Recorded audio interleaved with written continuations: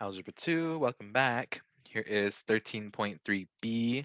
We're going to be talking about the unit circle. Okay, so a lot of what we've been doing with 13.1, 13.2, and 13.3 A is pretty much leading up to being able to use and especially understand the unit circle. Because when you get to higher level math, you're going to use the unit circle, especially like in pre-calc and maybe even calculus. We don't always understand kind of the meaning behind it, like why does that work? What's the point of that? Why can I just do that, right? So that's kind of the point of this lesson, just to kind of explain how to use it and then use it, okay? So our objectives first are to define and find reference angles. We'll need that also for unit circle. Review our special right triangles, and then construct a unit circle to evaluate more trig functions, okay? So let's start with the reference angle. What is the reference angle? Well, it's an angle measured between the closest x-axis and the terminal side of the original angle. Okay, so what does that necessarily mean? So for example, if I measured 120 degrees, that's going to be right here. Okay, and then I have my little directional arrow telling me that this is 120 degrees. Okay, well, the reference angle, we actually kind of talked about this a little bit in 13.3a. The reference angle is going to be the angle between the terminal side, so here's my terminal side, and the closest x-axis, okay? So in that case, it's going to be the negative x-axis. So it's this angle right here, okay? And the whole point of that, remember, is because I can't really do my right triangle trigonometry with 120 degrees because that doesn't make a right triangle. That's too big to make a right triangle. So I'm going to cheat and use a different angle that's going to give me the same results. And that happens to be the reference angle. If you remember from 13.3a, we call this theta sub r, okay? Reference angle, that's what the capital R stands for. All right, and so that's kind of the idea behind reference angle, and that's going to help us define trig functions of any angle, as we did a little bit in 13.3a. Okay, so let's go ahead and find a few reference angles, sketch the following angles in standard position, and then measure and label the reference angle. So let's start with 210. Okay, got my little coordinate plane here. All right, 210 degrees is going to be here in quadrant 3 because I know this is 90, and this is 180, and this is 270. So then 210 should be somewhere over here, and it actually is one of the angles that we have marked, right? On your little circle of angles that we did in 13.2. So here is our 210 degrees, okay, 210 degrees counterclockwise since it's positive. All right, by now, hopefully you are a little bit fluent with kind of, at least doing this. Okay, I know my axes. All right, and then I can always just go look back at my circle of angles to find 210 if I don't really know it off the top of my head, right? Okay, so now that I've sketched 210 in standard position, I want to measure and label the reference angle. Okay, usually it's easier to start with labeling it. I know that the reference angle is going to be between my terminal side and the closest x-axis, which in this case, again, is the negative x-axis. Okay, so this is going to be my reference angle right here. And now I need to measure it. Now I need to figure out how much that is. Okay, well, this is 210. Okay, and so it's the distance between 180 and 210. Okay, so pretty much you're just finding the difference between the two angles. Okay, what is 210 minus 180? That is 30 degrees. Okay, so our reference angle, our theta sub r, is 30 degrees. Okay, so this is what I want to see from you. I want to see you sketch the angle in standard position. Okay, that was the first thing we did. I want you to then label the reference angle. We don't know the measurement right away, so at least just kind of show me where the reference angle is, okay? And then measure it by maybe doing a little bit of mental math or actually writing it out. Okay, I did 210 minus 180. And that's how I got 30, and that's how I know that that is the reference angle. Theta sub r is equal to 30 degrees, okay? Let's do the same thing for negative 260. All right, so let's draw our coordinate plane.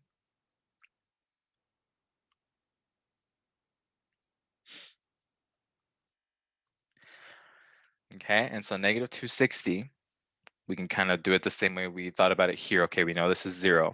If this is 90 up here, then this is negative 90. This is negative 180. and this is negative 270, right? We can kind of think about it that way, going in the clockwise direction, since that's what we do for negative angles. So then we can see negative 260 is pretty close to this 270 mark right here. It's 10 degrees away. Make it a little bit further away right here. Okay, so there's my terminal side, and then my directional arrow is going this way because it's a negative angle. So negative 260 is right there. Okay, so then I need to find the distance between my terminal side and the x-axis, because that is where my reference angle is going to be. So my reference angle is this right here. Okay, distance between the terminal side and the nearest x-axis. In both cases, in the ones we've seen so far, it's been the negative x-axis, but sometimes we use the positive. Okay, and now one thing that you might have noticed already, and that actually we forgot to write down here above, is that reference angles, a few things about them, two things, okay, is that they're always positive,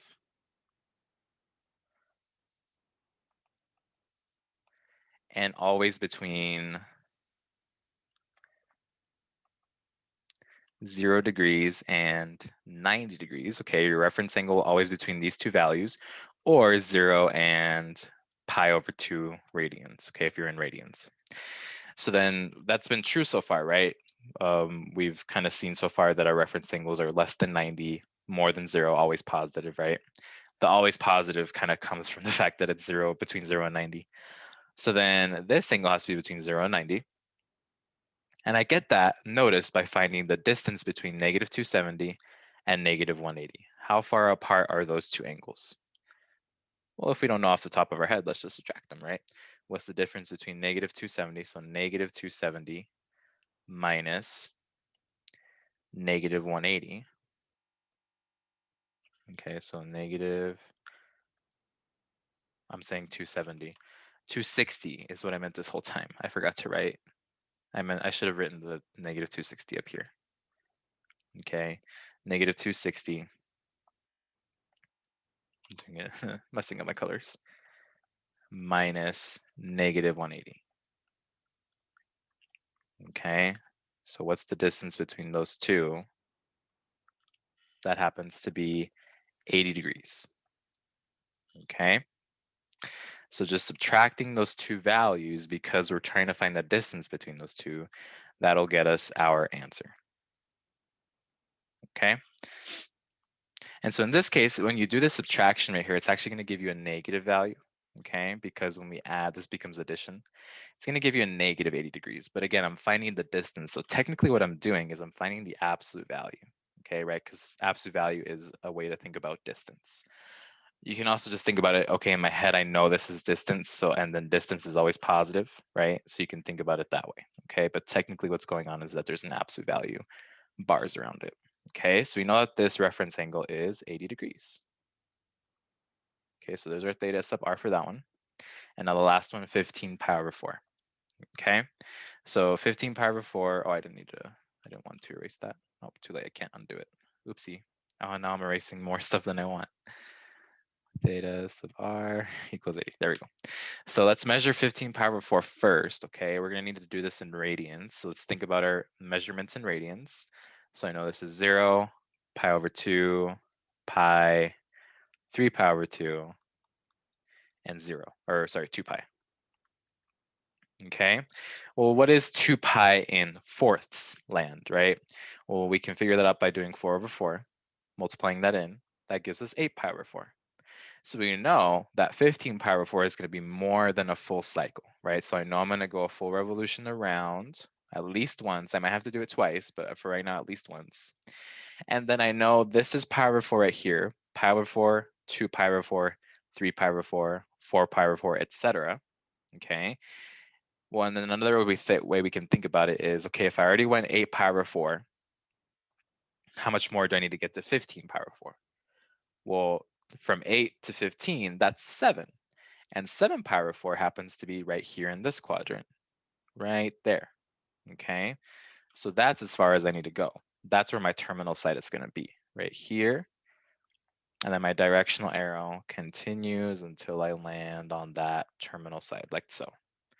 Okay, so this right here is our 15 pi over 4. and then I had the initial side here. So then it turns out that now my reference angle is going to be the distance between this terminal side and the positive x-axis, right? So now we finally have an example where it's right over here. Okay, so what's my theta sub r in this case? Okay, well, here's 15 pi over 4. Okay, when I go 2 full cycles, this becomes 4 pi, this right here. Okay, so this 0 place will always be 0, 2 pi, 4 pi, increments of 2 pi, right? So all the even pi's. So then now one thing I could do here is, well, now that I know that that's 4 pi, I need to find the distance between 15 pi over 4 and 4 pi. Or you can kind of just think about it, right? This distance is between 7 pi over 4 and 2 pi. That's another way to think about it. That's only pi over 4 away. So this theta sub r is going to be pi over 4. Okay, just kind of visualizing it, right? I already know from the circle of angles that this size measurement, when I do it in fourths, or when I do it, yeah, in fourths, is pi over 4, right? So if I'm ever this far away between two angles, then it's going to be a distance of pi over 4. Okay, so there's our reference angles. We're going to practice that a little bit more during class. Now let's talk quickly about our special right triangles. Okay, the two right triangles that we had were 45, 45, 90. And then we also had a 30, 60, 90. Okay, and so the angles are as such. This one is 45 degrees, and so is this. And then that, of course, is our 90-degree angle. And I can also label this as radians. This is also pi over 4, pi over 4, 90, which is pi over 2. Okay, now over here, 30, 60, 90. The smaller angle is going to be 30, of course. So this is 30 degrees, 60 degrees, and then our 90. Or equivalently, this is pi over 3, pi over 6, and then pi over 2, of course, right? So the thing that we need to remember about our special right triangles are the ratios that kind of came along with it, right? If the sides here were 1 and 1, then the hypotenuse was square root of 2 on the 45, 45, 90, okay? On the 30, 60, 90, what happened is that my hypotenuse was 2, my shorter leg is 1, and my longer leg is square root of 3. Okay, so these ratios should seem a little familiar. They were from geometry, right? You kind of hopefully went over those in geometry. If not, here are the ratios, right? Okay, and so what does that mean? Like what do I mean by the ratios or the side lengths? That means that every time you have a 45, 45, 90-degree triangle or a 30, 60, 90 triangle, these relationships will stay the same, right? They might be different from like a factor, right? So if that means if I had a side length down here that was 4, that means this would be 4 as well, and this would be 4 times the square root of 2. That relationship stays the same because they are similar triangles, okay? Same idea with this triangle. If this one happened to be, let's say 6, okay, that means everything is multiplied by 6. So this is now 12, and this is 6 rad 3. All right, and so using that idea, the fact that it's going to be similar, what I want to do, the unit circle has a radius of 1. And since I'm going to make the unit circle, I need to make sure everything has a radius of 1. Okay, and so it turns out that the hypotenuse of these triangles is going to lie on the radius. So I need to make each of these hypotenuses 1. Okay, so how do I do that in the 45, 45, 90-degree triangle? Well, if I want to get this to be 1, I divide by itself. So divide everything by square root of 2.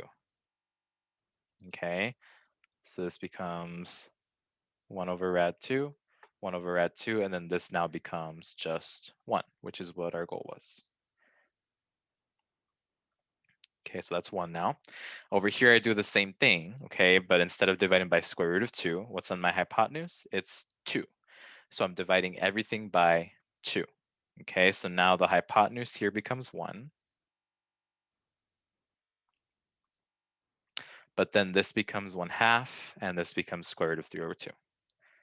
So these are the special right triangles that we're going to use to make the unit circle, okay? Not the ones that we wrote up a few seconds ago, or it was 1 square root of 2, and then 1 square root of 3, 2. These ones where our hypotenuse is 1, okay? So let's go ahead and use them in our unit circle. So now I put this up in Canvas, the blank unit circle file in the modules tab, okay? I really do encourage you, if you are able to, print this out. If you can't, it's not a big deal. The only issue is you're gonna have to copy this circle down, okay?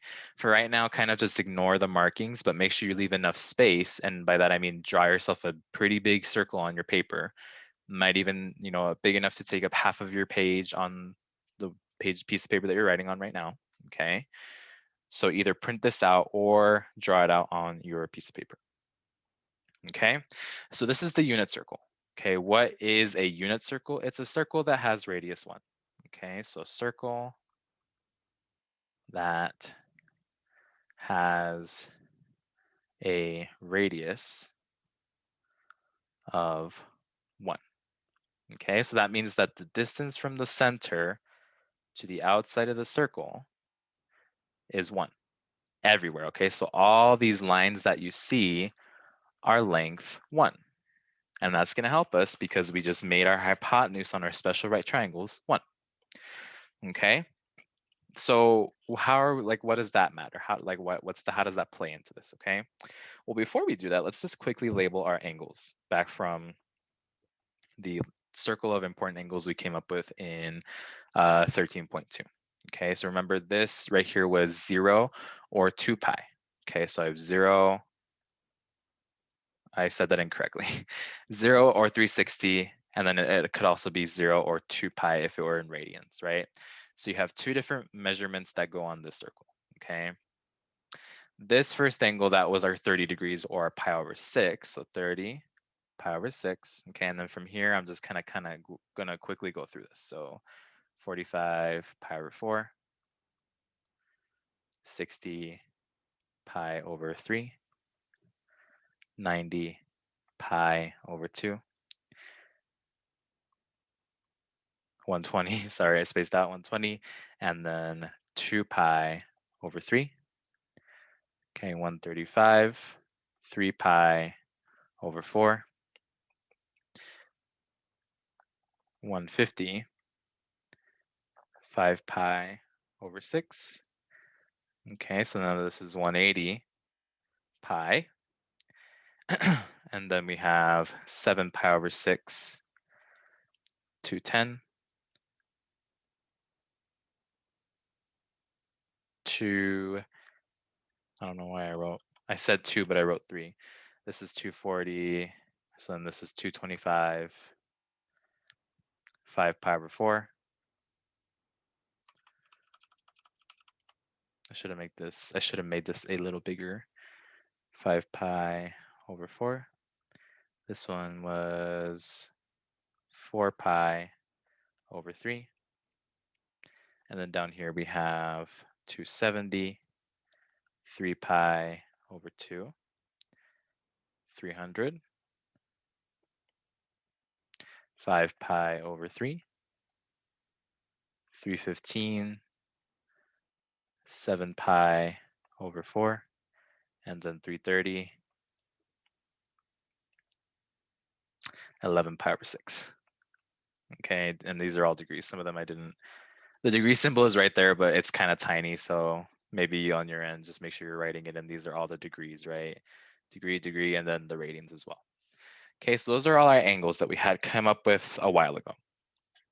Okay, so now let's go ahead, and the idea and the whole point of this is if I ask you sine of 30 degrees, I want you to be able to tell me pretty quickly what the sine of 30 degrees is based off of this unit circle, okay? So how are we gonna come up with that? Well, let's start with the 30 degrees, this little marking right here. So this angle marking right here, we're gonna start there. What is the ordered pair at this point? Okay, all of these little, what this is parentheses, because these are all going to be ordered pairs. Okay, these are all points on the unit circle. Okay, so let's start here at the 30 degree mark. Okay, well, let's make a triangle there. Okay, so I'm gonna make a quick little triangle. Okay, so envision a triangle there, where this right here is 30 degrees. Well, if that's 30 degrees, then this is 60 degrees, and this is the right angle. Oh, that's convenient because we know what those measurements are because we came up with that special right triangle right up here. Okay, we pretty much took this triangle and drew it right there. That's convenient because now we know the radius is 1, and we know that this side right here is square root of 3 over 2, and this is 1/2. Why does that help us? Because now we know the ordered pair, right? The y value of that ordered pair is this distance right here because the y value of a point is how high off of the x-axis that point is. Okay, the distance between the x-axis, which is y equals 0, and where that point is. So the y value is 1/2, and the x value is square root of 3 over 2. Okay, horizontal distance, vertical distance of the point. And now we're just going to repeat for all of the other triangles. Okay, so I'm actually going to erase a little bit because it's going to get confusing and cluttered if I do them all without erasing. Okay, that's going to be a little difficult. What I'll do is I'll just go back, erase the triangle, and then put the ordered pair back up. There we go. I want to keep that line purple though, and you'll see why here in a minute. So we said the x value was square root of 3 over 2 and 1/2. Okay, that's the point there. Now I'm going to do 45 degrees, and I'm going to do that one in red. Okay, so 45 degrees right here. And I'm going to do the same. I'm going to make a right triangle with the x-axis. Okay, and that makes my angle here also my reference angle, 45 degrees. Okay, and this is also 45 degrees up here. And because of that, based on our special right triangle up here, our hypotenuse is 1, and our x and y legs are 1/2, or sorry, 1 over square root of 2. 1 over square root of 2, 1 over square root of 2. And then this is 1, because it has to be, right? Because that's our radius. So then now again, I know the x value and the y value. The x value, well, they're actually both the same in this case, right? 1 over square root of 2, 1 over square root of 2. Okay? And we just have to do it one more time for the 60-degree angle, right? I'm going to leave that radius colored red. Okay, so we found the ordered pair here of this point, and it was 1 over the square root of 2, 1 over the square root of 2. And now I'm going to do the last one in this quadrant, which is the 60 degrees, and I'm going to do that in orange. Okay. Same process. I'm going to make a right triangle with the x-axis. This is 60 degrees right here. So that means this is 30 degrees. Okay, and that's our right angle. So what's happening here is I take the 30, 60, 90 triangle and I kind of flip it, right? The 30 degrees is up here now. So that means that the bottom is the 1/2, okay? And the vertical length is square root of 3 over 2, right? Because across the 60 is square root of 3 over 2, and across the 30 is 1/2. Okay, so this is 1/2 because that's across the 30, and across the 60 is square root of 3 over 2. So then there is my ordered pair, 1/2 comma square root of 3 over 2. Okay, so then I'm going to go back and erase everything except the orange line. So 1/2 square root of 3 over 2. All right, and so we've done the entire quadrant except for these endpoints right here. And actually, those are pretty easy. Why do I say that? Because, well, this distance right here is 1.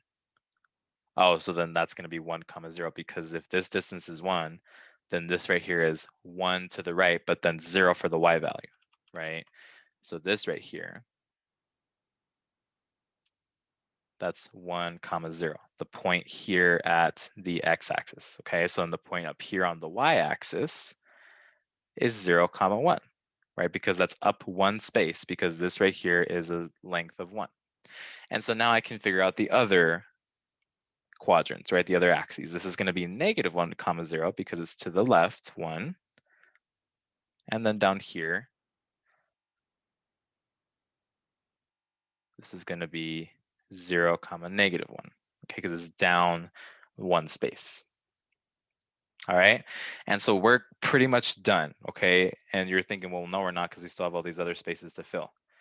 Well, for example, if I wanted to do 150 degrees, remember 150 is kind of a big angle. I can't make a right triangle using 150 degrees. I used the wrong color. Okay, well, what we can do instead is use the reference angle. Okay, the reference angle is right here. And in this case, what's the difference between, or sorry, what's the distance between 150 and 180? It's 30 degrees. So I can just use the same information I did for my 30-degree angle over here. And if I do that, I'm going to get the same exact numbers. I'm going to get square root of 3 over 2, comma 1/2. The only difference is that I'm over here on the left-hand side. I'm in quadrant 2 over here, right? And every x value in quadrant 2 is negative. So it's the same numbers, except the x is negative. Negative square root of 3 over 2, comma 1/2. Okay? So that's going to be the case for all the ordered pairs, okay? So they're kind of related, okay? All the pi over 6, that's the reason why I did them in different colors. All the pi over 6 angles, okay? And I'm going to use the radians because we see the relationship in radians. All the ones that are over 6, okay, all the purples are going to have the same numbers, just different signs. So I can just do those right now. This one is going to be negative square root of 3 over 2, comma 1/2. This one's down here is going to be negative square root of 3 over 2, comma negative 1/2. And then this one's looking at over here is going to be positive square root of 3 over 2, comma negative 1/2, right? Good. And so then now the same thing with all the pi over 4. Okay, they're a family. You can think of these as families, right? They're all part of the same family, but they look a little different, just like in any old family, right? Okay, so all my right angles, like so. So then they're all going to have this number, these values, 1 over square root of 2. Except over here, it's going to be negative 1 over square root of 2, positive 1 over square root of 2. Down here, it's negative 1 over square root of 2, negative 1 over square root of 2. And over here, it's positive 1 over square root of 2. Oops, almost at negative. And then negative 1 over square root of 2. Okay. And then lastly, same thing with all the oranges, the pi third family. Okay, so right here, here, and then here.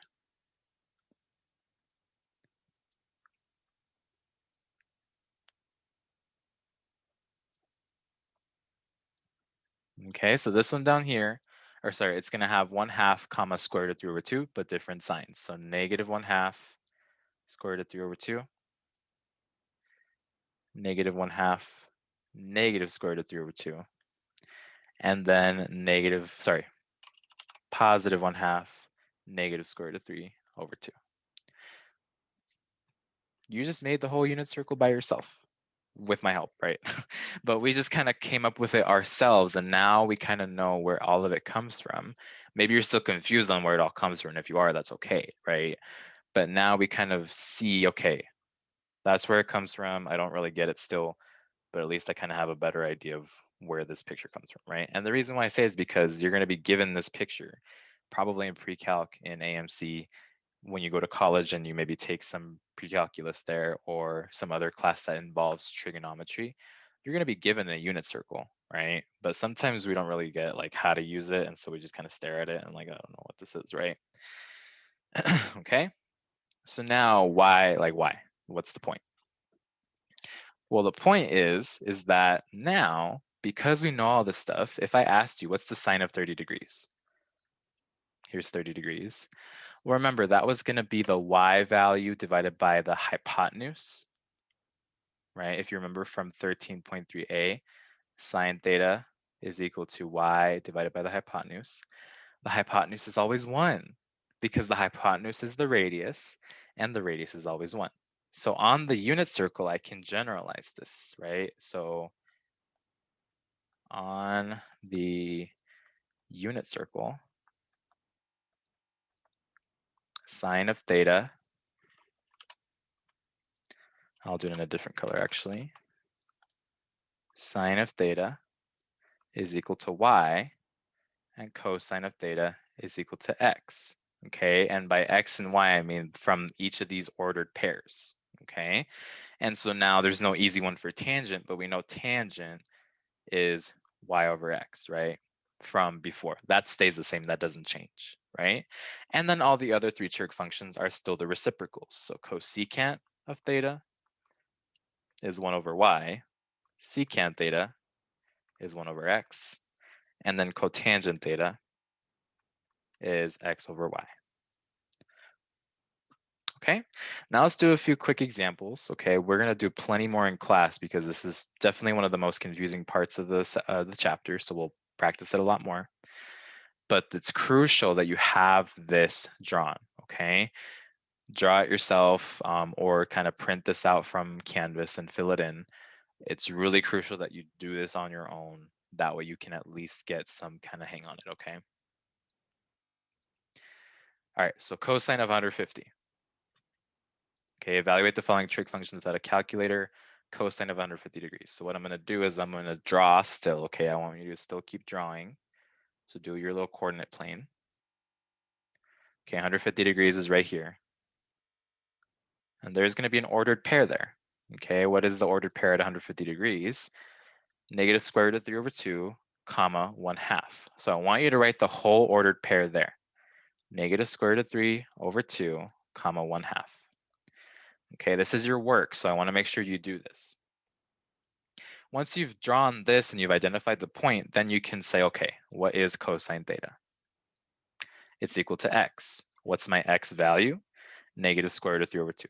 So cosine of 150 degrees is equal to negative square root of 3 over 2.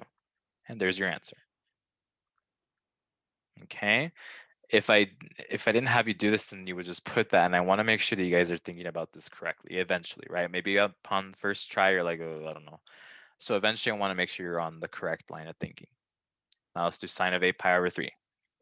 Okay, now 8 pi over 3 is not one we see, but we can find a coterminal angle. Okay, so this one bigger than 2 pi, right? Okay, because how do we know that? Because we have pi over 3, 2 pi over 3, 4 pi over 3, 5 pi over 3. Oh, it's definitely bigger than 2 pi, right? Because we don't even see it on our unit circle. So let's find a coterminal angle. So bigger than 2 pi over 3, find coterminal. Okay. And so if I want to find a coterminal angle, remember I can add or subtract 2 pi. I definitely don't want to add it because then it's going to get even bigger. So I need to subtract. So what's 8 pi over 3 minus 2 pi? This is 3 over 3. 8 pi over 3 minus 6 pi over 3. That's going to be 2 pi over 3. Okay, so what I'm going to do is I'm going to draw my angle.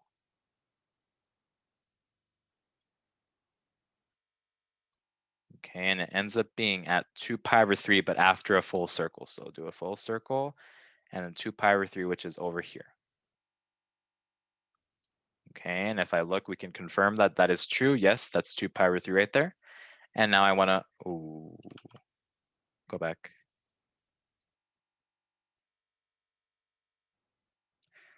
Sorry, give me 1 second. This is freezing up on me. I don't know why.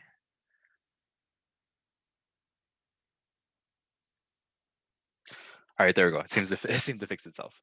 So 2 pi over 3 is right here, right? So let's draw that ordered pair, or let's write out that ordered pair. So instead of the arrow, I'm going to do a point. Okay. And the ordered pair there was negative 1/2 comma square root of 3 over 2. So negative 1/2 comma square root of 3 over 2. So then sine is the y value. So then my answer, sine of 8 pi over 3 is equal to square root of 3 over 2. All right. Last one, we're actually going to skip part C because this video is already kind of long. So we'll actually make this part C right here. Tangent of negative 3 pi over 2. Okay, so let's draw that out first. Negative 3 pi over 2, where could that be? Well, I know that from here to here is positive 3 pi over 2. So then I should go negatively and travel to the opposite side on the x-axis, right? So instead of down here, straight across, right here. That's where my negative 3 pi over 2 is going to be. So I'm going to end up right here. Okay, but instead of the arrow, I want to draw the point.